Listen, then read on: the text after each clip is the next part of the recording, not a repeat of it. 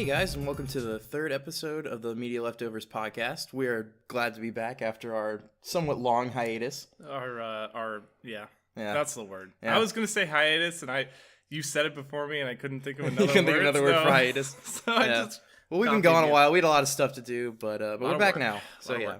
I'm your host, Connor Duros, and with me as always is my co-host, Colin. How are you today? Yeah. Yeah. I like it. I got a drink in my hands. I've got a second, more stronger drink, which I usually drink? Yes, it's a hard R pronunciation. Yeah, I like it. Okay, we have a drink and a drink. Mm-hmm. All right. Well, I'm glad to hear that you're doing. Yeah. Usually, I'm doing yeah. Most days I'm just doing yeah too. So I feel that. Well, usually when I wake up, it's no. Yeah, that's how your day starts. It's Yeah. just, why am I awake? Jeez. And then beans. Yeah. I can't believe I'm awake right now. Can't believe I woke up again. Ah, shit. Today's gonna be rough. Off to a great start. All right, so today's topic is we're going to be discussing the latest entry in the X-Men series, That's, Logan. Logan, right? Yeah, it's Logan. So before we get into this, I'm going to give a few facts about the X-Men series for those who may not know, even if you might not even know. I'm not sure. Our trademark phrase. For those who don't know. All right, so the last Wolverine movie before this one, just called... Hold on. I feel like we should just call this section For Those Who Don't Know. Yeah. Why don't we fully embrace it? I like that, actually. So it's just for those who don't know. Yeah, it's For Those Who Don't Know. In parentheses, movies. Yeah. Or TV or whatever. Whatever or we just end up in doing. general life. Yeah, okay. I'm down with that. So for those who don't know, the entry before this one in the Wolverine series was called The Wolverine. And it made a little over $400 million, not $4 million. Oh my god! They would not have made another one. They wouldn't be back for this one. Absolutely not. It made $400 million, and then the latest entry in the X-Men series was X-Men Apocalypse, and that made a little over $500 million. Both were mixed reviews, and for superhero movies, that amount of profit is not fantastic. It's not generally a good return. Yeah, especially with today's. In today's day and age, when you have like Civil War and Batman vs Superman, which break $1 billion, in this like, oversaturated market, you know what I mean? Like where they're pumping out superhero movies left and right, and they're usually like blockbuster smash hits. Oh yeah, and they do incredibly well here and overseas, but those two, not so much. And the reviews, like I said, weren't that great either. However, Deadpool, which came out pretty recently, that was last year, right? I believe so. Okay, yeah. I didn't actually write it down. And we all went to go see that together, yeah. right? Great movie. Yeah, I love that Fantastic movie. That is the highest grossing R-rated movie of all time, which I believe the previous owner of that was Passion of the Christ. Really? Yeah. So it was Passion of the Christ, and then Deadpool beat that out. So does that still hold true for Logan? Logan, I'm not sure because the box office returns haven't come out yet because it's still in theaters. It's still fresh. Still fresh, exactly. I feel like that's you guys at home. That's a Google kind of question. Yeah. If you guys know that, please let us know in the comments actually, because I'm not sure. But all right. So before we get into these questions, I just wanted to ask you, what are your overall thoughts on Logan? Did you like it? Did you not like it? What do you think? I loved it. It was one of the better movies to have come out in recent memory, especially for an R-rated title that wasn't necessarily relying too much on like humor that was raunchy or disgusting or R-rated for R-rated sake, you know what I mean? Absolutely. There's a lot of movies out right now that are kind of just like let's take the new Baywatch, for example. A lot of people were really cutting deep into it because it's not the old Baywatch. The old Baywatch was running on the beach and looking hot and saving people sometimes.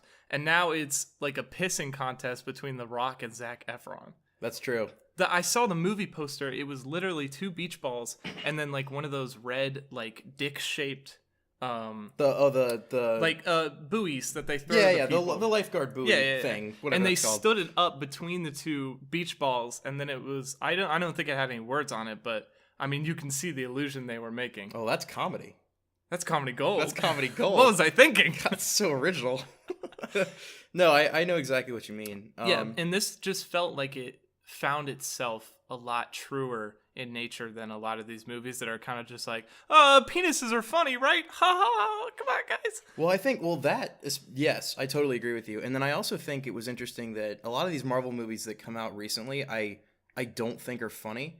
I think the humor is forced, and it comes off as kind of desperate. Yeah, it was very, very forced. Like, very quippish. Yeah, exactly. A lot of quips, but I felt like, I mean, Logan is a pretty humorless movie. It's pretty dark and kind of messed very, up. very gritty. But the humor that is there, I think all of it is funny. Like I laughed at every part that was naturally that's a good funny. point. The humor that was in Logan, I laughed harder than I ever have at any Marvel movie humor ever. Oh yeah, no, because you weren't expecting it. Like all the jokes that were written that movie's written very well, I think. Oh yeah, and directed very well. Directed very well. I mean, it's got everything going for it. So overall, you liked it. Yeah, absolutely. Okay, I think it was a slam dunk. I think so too, and I should preface this by saying I don't like X-Men particularly. I've never seen any of the other X-Men movies. I'm a huge comic book guy. I know saying that kind of contradicts what I'm about to say. Hey, you stupid liar. Yeah, but I've never seen any of the other X-Men movies. I saw part of X-Men Origins Wolverine, which was god awful. And then newsflash, you're not missing much, yeah, buddy. No. I saw part of Days of Future Past. I think I watched like the Quicksilver scene because I heard it was really cool, and it is. That's the one you showed me where he's running around the room with all the people, right? Yeah, where he's in like the kitchen, the water, the guns. Yeah. So this is the first one I've seen all the way through, and I know it's not going to be as good, or it's going to be better, I should say, than any of the other X-Men movies, which makes me kind of hesitant to watch the old ones. It's only downhill from here. Yeah, it's only downhill from here.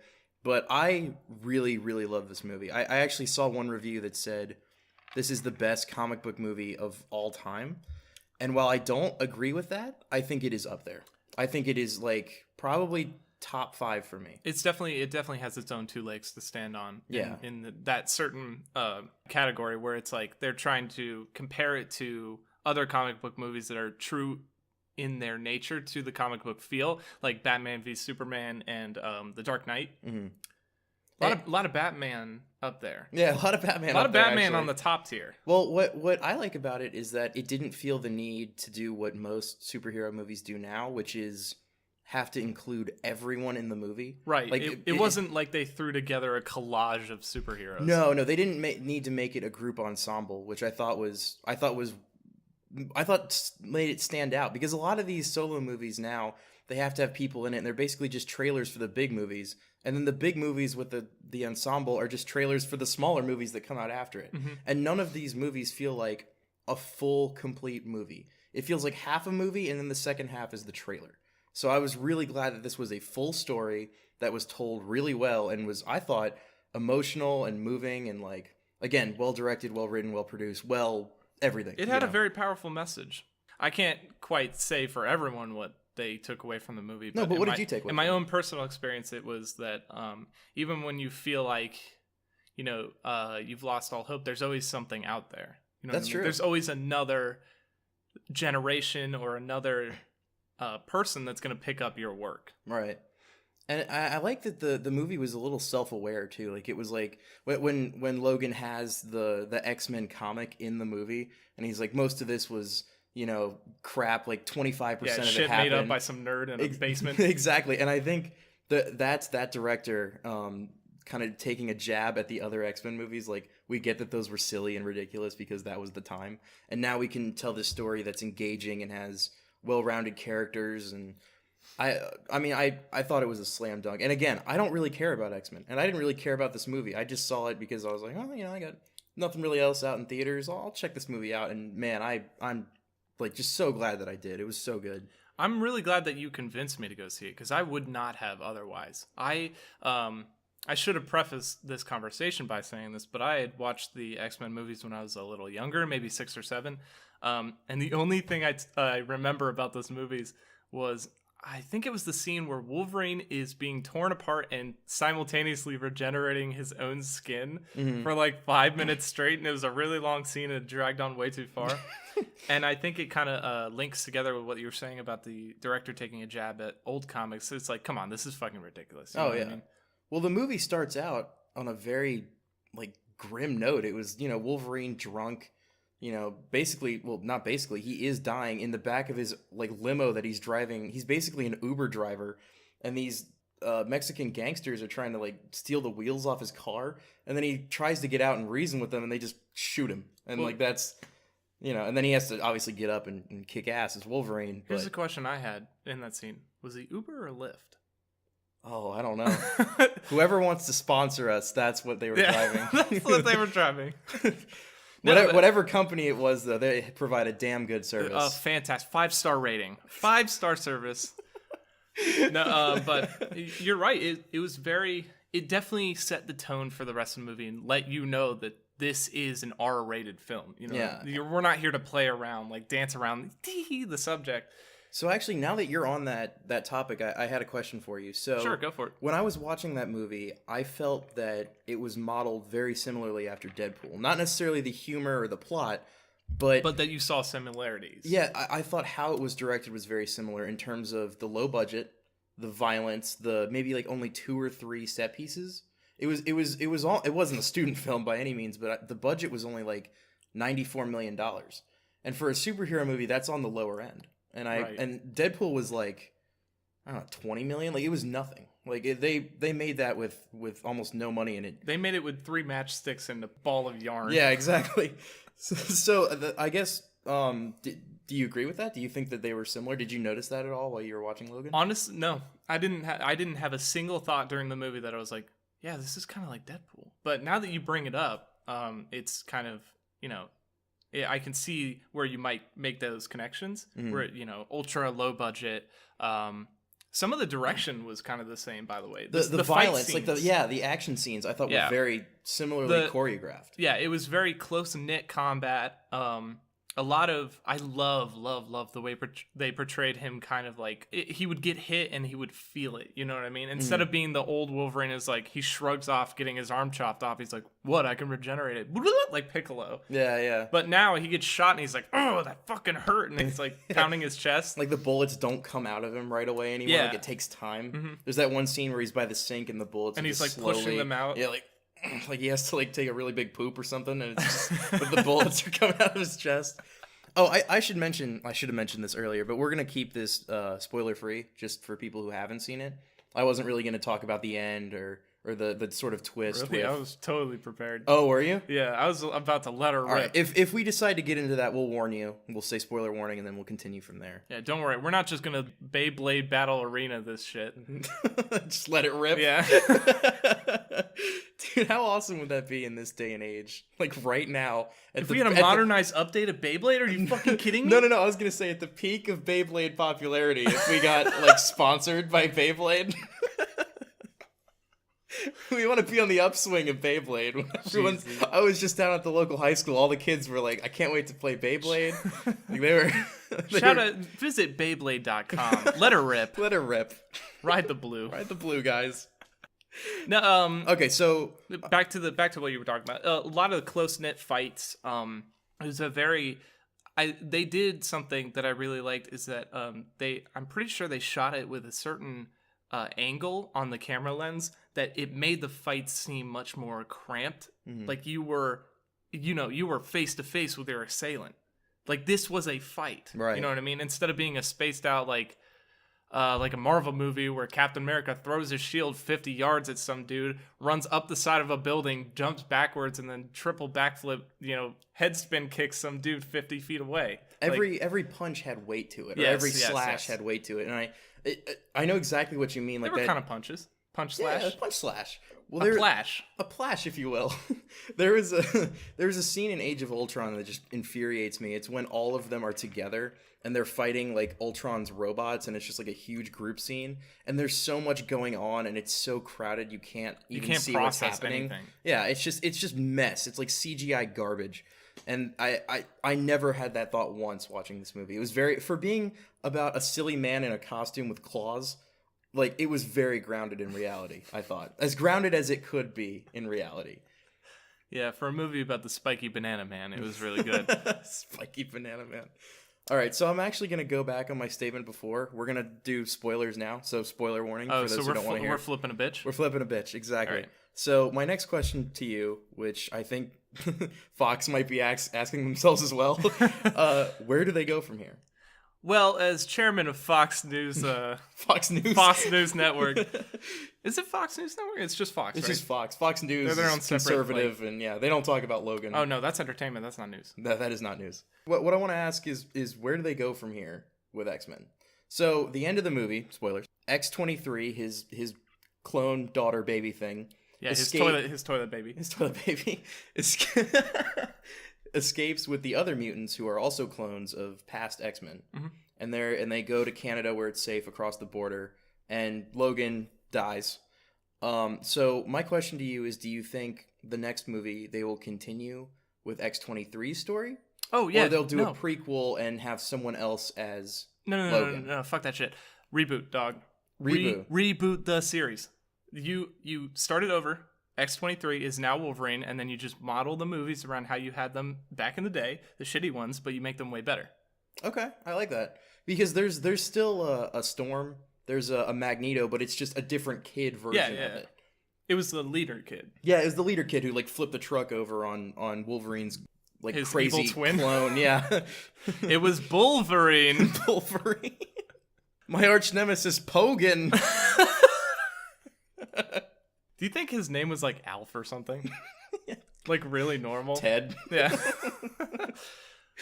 Now, Logan, you'll fight Ted. Your arch nemesis. I'm excited for the Ted reboot. Oh yeah, Ted is the new main villain. Ted is the new Black. I hate you. I'm so sorry. But yeah, it's totally reboot. You 100% like they set this up. They lobbed up the slam dunk for this. Oh yeah, no. Yeah, this was the proverbial alley-oop for the second coming. I think I told you this, but I'm a huge fan of like the new Star Wars series that is like, it's kind of like the old ones, but new cast, new generation, new problems, but it's very much modeled around that old style of Star Wars that everyone loves. That's really interesting. So you're thinking this is going to be the episodes 7 through 9 of X-Men. Right, whatever comes next. You know who I feel bad for is the next director, because they have a lot to live up to. Like, they have the world on their shoulders, like Atlas, dog. Yeah, you have everyone's attention with Logan. You got me hooked. Someone who didn't even really care that much. I will go see the next one now because I think they'll continue with that story, which I'm genuinely interested in. I absolutely did not give a fuck about this movie, and then when we saw it, I love the X-Men series now. Oh yeah, no, I was blown away with it. I'm so excited for the new movies. All right, so our overall takeaway is that if you haven't seen it, please see it. If you have seen it, see it again, because I saw it twice, and the second time I thought it was even better than the first time. I'll give you that Walmart checkout, 20 items or less. It was good, fantastic, R-rated movie. Go see it. Exactly. Couldn't have said it better myself. All right, so now I think we're just gonna go into our section, just free time. Figured we just discuss something. We're gonna take a left on a Freedom Lane. Yeah, exactly. Well, I have something to bring up that's been bothering me. Oh no! All right, so recently I watched Pocahontas with one of my friends over here. Why? The old animated Pocahontas. It was on Hulu. We had nothing to watch. I don't know. You ever just see a movie, you're like, oh, all right, that'll kill some time. Absolutely. Yeah. So I saw Pocahontas. And I should preface this by saying, I live in the Hampton Roads area, which is by Jamestown, which is where Pocahontas takes place. And I'd never noticed this as a kid. But what irritated me is that when John Smith and his gang of white people come to America to fuck everything up. His gang of Chads, his whiteys. his gang of Chads, exactly. The scenery for Jamestown was mountains and waterfalls. And I'm like, no, Jamestown is flat and marsh. And there was like at least 10 waterfalls in that movie. And I never noticed that. Yeah, I was like, oh look, there's the mountains of Norfolk. Like, no. I think the funniest part about it is that they assumed that like erosion would get rid of mountains, dog. What? I think, because do they not know about geography and like fucking the environment? I just realized how much Disney did not care about this movie, because they clearly didn't do their research. They didn't go to Jamestown, and they didn't No. They very much college final papered it, where they were just like, I'm not gonna look up sources. I'm just gonna make shit up. Disney gave it the old college try, but Chapman F. That sounds good. Yeah, whatever. I don't care. No, they clearly did not care about this movie at all. But I was watching this, and I was just laughing hysterically because, where I live, it is sea level. There is not even an anthill in Hampton Roads, but here we are in Pocahontas land, where there's mountains and waterfalls and I know what you're talking about, because valleys. I absolutely love the landscape of where you live, because when I went to go visit you to go spring break 2017, woo, whoa. Going to bed at 7:00. I want to tell that story next. want to tell the Moana stuff too. We watched Moana, by the way. Oh yeah. I'm not gonna give them your dark secret though. Oh yeah. No, but yeah. I absolutely love the landscape because it reminds me very much of Florida. And I love that whole, like, if you took the houses and the trees away, you could see for literally like miles, just flat surface. And I fucking hate Virginia because, I turn my face and there's a mountain right in front of me. Oh, you mean shit. like more inland Virginia where there's just mountains and all this garbage? Yeah. Yeah. Okay. No, but we saw Moana too. Yeah, we saw Moana as well. That was a fantastic. That's a fantastic movie if you're drunk. Which I will fully admit to being slightly intoxicated. Yes, slightly. That's a lie. That's a damn lie. No, but I liked it. I'm not usually a fan of those real touchy-feely, like, it was in your heart the whole time. Like, I hate that shit. Well, what bothers me is that a lot of these kids Lay movies... it on me, dog. A lot of these kids movies nowadays are just... I mean, they're all the same exact... Because I have a younger brother, so I watch a lot of these movies with him. And there's been like 3 movies Don't lie I've to seen. me, you watch them by yourself. Sometimes I do. So I mean, I saw Lego Movie... I don't know who I saw Lego... Which is one of my favorite movies, actually. If you haven't seen Lego Movie, see it. It's incredible. But like, there's probably been like 4 or 5 kids movies I've seen in the past 6 years that I've been like, wow, that was a good movie. And the rest were just kind of trash. Like I saw that Sing movie about all the barnyard animals singing or whatever and like believing in themselves, and it was just, I don't know, it was kind of crap. Gross. Just kill yourselves and give me bacon already. I always get disturbed with like worlds that are all animals because I'm kind of like, what happened? Like, was there people there and then animals killed them? Was it always animals? Is it like a weird animal person hybrid and just like an alternate universe? I think that's the thing that bothers me about Zootopia. It's very clearly that the animals took over it and they were like, let's assimilate into their culture. We are them now. Like, it's just... I also pay taxes. Do they have rabbit tax? Like rabbit tax? Yeah. Oh, is there discrimination among animals? Well, that's kind of what that movie's about. I've never seen it. Oh, you haven't seen it? No. Well, it's kind of. I heard from someone it is a movie about properly getting away with discriminating against other people. It really is. Like, that's no lie. I mean, it's basically about how the predators and the prey don't get along because like they don't like the dirty predators or whatever. Like that's the whole dirty stinking predators. Yeah. Taking all our jobs. The predators, I hate them. The whole movie is just like has crazy racist undertones, and that's one of the movies I saw where I was like, okay, that was pretty good. It wasn't great. It was all right. That reminds me, I hadn't thought of this before until someone pointed it out on Reddit. Shout out to Reddit. I was browsing one of the subreddits that was like fan theories or whatever, and they talked about how like all the old shows. Do you remember Fairly Odd Parents? I do remember Fairly Odd Parents. There was an episode where Timmy wishes everyone could be the same. Right? Oh, everyone turns into a blob. And they turn into a gray blob. Yeah. And I didn't realize that was a metaphor for racism and and the diversity among races, and like how if everyone became the same that they would all be like one.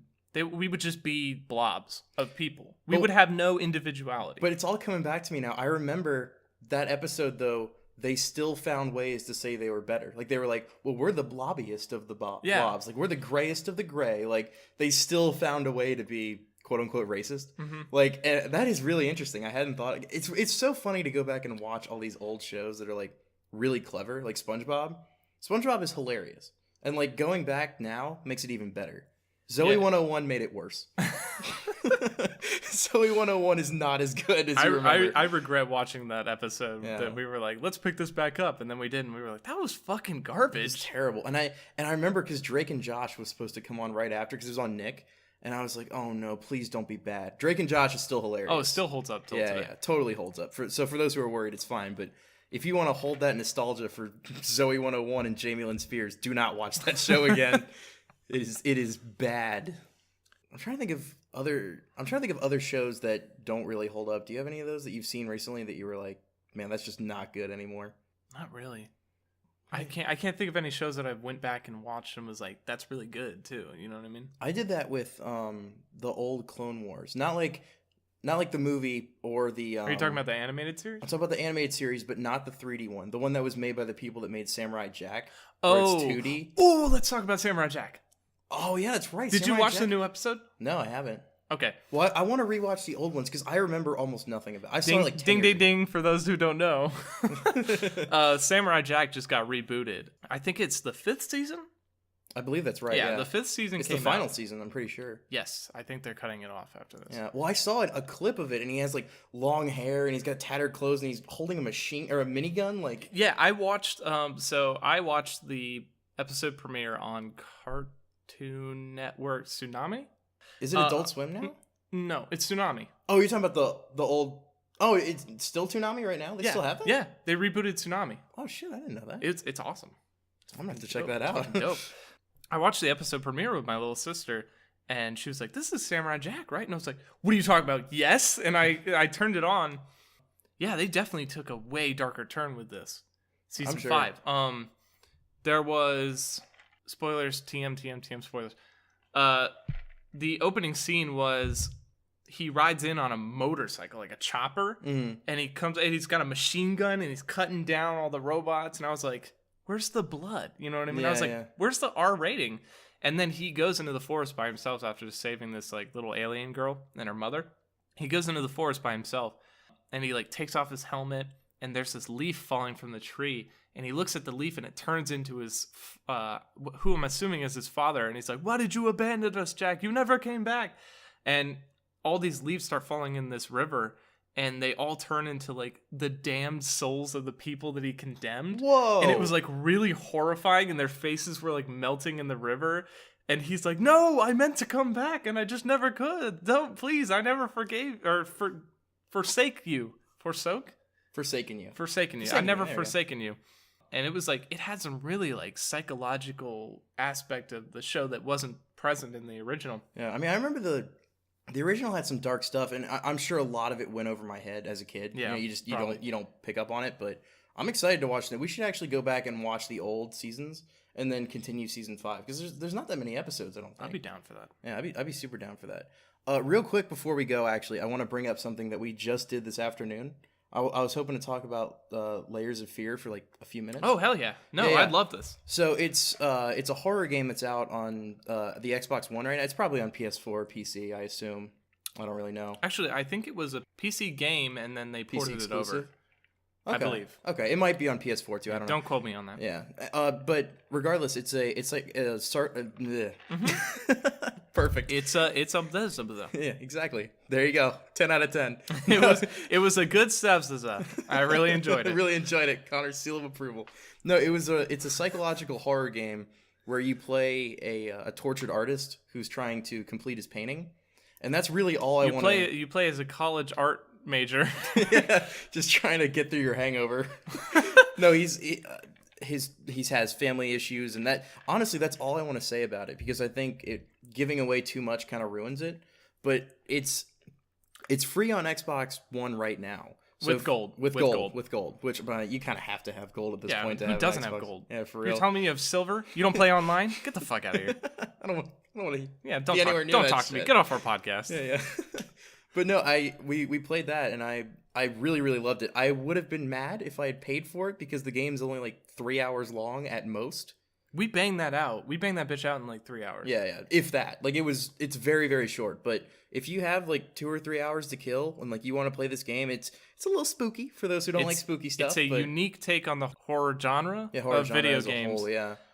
It's a very unique experience. I think I already said that.